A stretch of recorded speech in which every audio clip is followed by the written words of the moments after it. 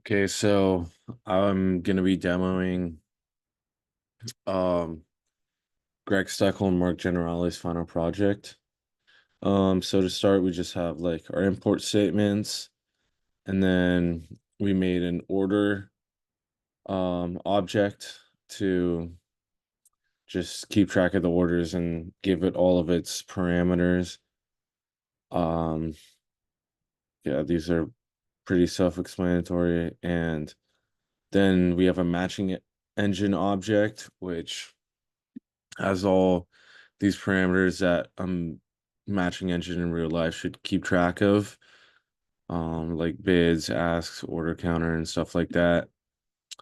And then I made a reset um method, which just basically clears the whole matching engine and makes it a whole new matching engine, which probably wouldn't be used in real life, but it was helpful in testing and stuff. So now I get to the add order, which is probably the biggest part of this um engine. And we start by just like incrementing all the matching engine variables that we need to, and then adding the order to the order book, and then kind of classifying that order. This is like if the stock that is trying to be traded hasn't been traded before, it creates a new order book and puts it in there. And then just classifies it by the order type. So you see like um a market order we'll call match market order, and a limit order we'll call just the regular match order, which brings us down to matching limit orders. And we go ahead and start this timer just to get statistics on it. Um and then look for a match. If there's a match in the other opposing order book, then we put it in the trade and keep all these variables for now, just to, to have a record of it.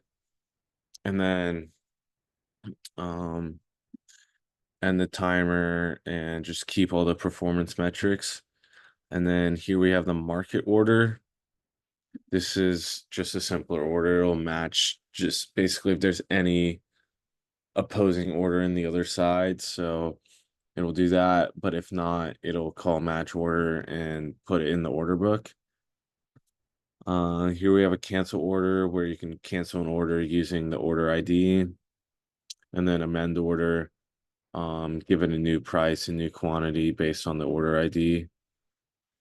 Um, and then here we have an evaluate like performance method, which basically just takes all those performance variables that we're calculating in the previous methods, and making like average match time, max match time, stuff like that. And then these metrics are all returned because it'll be used in visualized performance. But we have a print order book to see the order book history, and visualized performance just basically makes these plots that you probably saw in the report. Um, and then here we get down to like using, I made a bunch of test cases. So like basic matching, and then resetting the order book, and then, um, yeah, we can go through those once I run it. So, we'll go ahead and clear it before we run.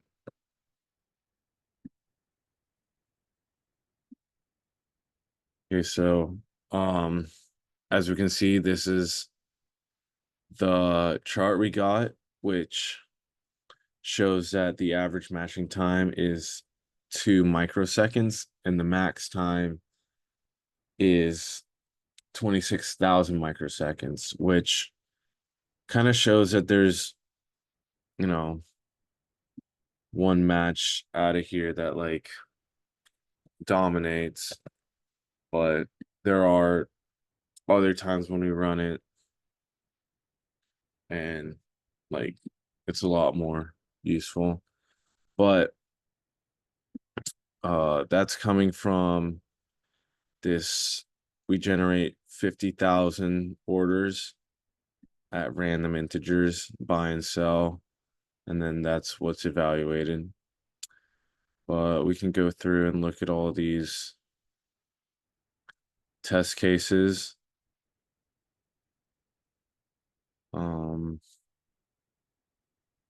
And then I didn't print the order book for that one, but this is the performance metrics for this last test case, because um the engine gets reset right here. So we'll see if we can maybe run it a few more times, see if we can get a more reasonable chart.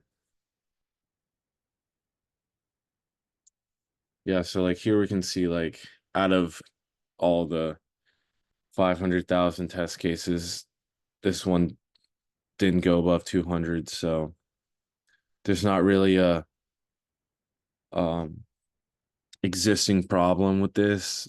It could be like on the system when one of them takes like 20,000 milliseconds, but here we can see the time it took for each order to match, and then the match order time.